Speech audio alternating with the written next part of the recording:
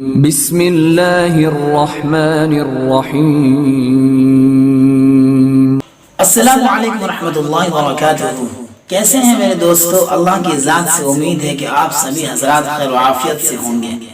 آج میں آپ کو بتانے جا رہا ہوں کہ اللہ کی رحمت کس طرح بہانہ ڈھونڈتی ہے۔ جب اللہ کو بندوں کا چھوٹا سا چھوٹا عمل پسند آ جاتا ہے تو اللہ اپنے بندوں کے ساتھ کیسا معاملہ کرتا ہے، کیا سلوک کرتا ہے، میں آپ کو اس واقعے سے بتانا چاہتا ہوں۔ امام داؤد علیہ الرحمہ محدثین کے امام ہیں، صحاح ستہ میں شامل ان کی جو سنن ہے ان کے زندہ و جاوید ہونے کے لیے کافی ہے۔ امام صاحب ایک مرتبہ کشتی میں سفر کر رہے تھے، دریا کے کنارے ایک آدمی کو چھینکنے کے بعد الحمدللہ کہتے ہوئے سنا۔ یہیں پر میں ایک بات آپ کو بتا دوں کہ جب کوئی آدمی چھینکنے کے بعد الحمدللہ کہے تو سننے والا اس کے جواب میں یرحمک اللہ کہے۔ یہ یرحمک اللہ کہنا سنت ہے۔ اور دوسری بات یہ ہے کہ ایک مسلمان کا دوسرے مسلمان پر حق ہے۔ تو چند لمحوں میں اگر ہم چھینکنے والے کے جواب میں یرحمک اللہ کہے تو اس کا مطلب یہ ہے کہ اللہ تعالیٰ تم پر رحم فرمائے۔ چند لمحوں میں ہم نے سنت بھی ادا کر دیا اور ایک مسلمان کا جو دوسرے مسلمان پر حق ہے وہ حق بھی ادا کر دیا۔ تو امام صاحب کی کشتی دور نکل چکی تھی۔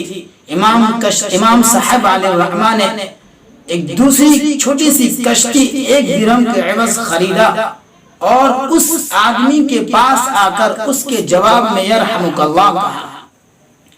اس آدمی نے یعنی چھینکنے والے نے یرحمک اللہ کہنے کے بعد امام صاحب کو یہدیکم اللہ کہا کہ اللہ تعالیٰ تمہیں ہدایت دے۔ ساتھیوں نے امام صاحب کے اس تکلف کی وجہ پوچھی تو وہ فرمانے لگے کہ مجھے خیال ہوا کہ ہو سکتا ہے یہ شخص مستجاب الدعوات ہو، اللہ کے نزدیک ان کی ایک حیثیت ہو، اللہ کے نزدیک ان کی ایک مقبولیت ہو۔ اگر ہمیں یرحمک اللہ کے جواب میں یہ شخص یہدیکم اللہ کہہ دے تو ہو سکتا ہے کہ اللہ تعالیٰ ان کی دعا قبول فرما لے۔ اسی لیے میں نے ایک کشتی کو 1 درہم کے عوض کرائے پر لے کر اس کے پاس آ کر یرحمک اللہ کہا۔ جب رات ہوتی ہے کشتی کے سارے مسافر سو جاتے ہیں تو ایک ہاتف غیبی آواز آتی ہے کہ اے کشتی والو ابو داؤد نے 1 درہم کے بدلے جنت خرید لی ہے۔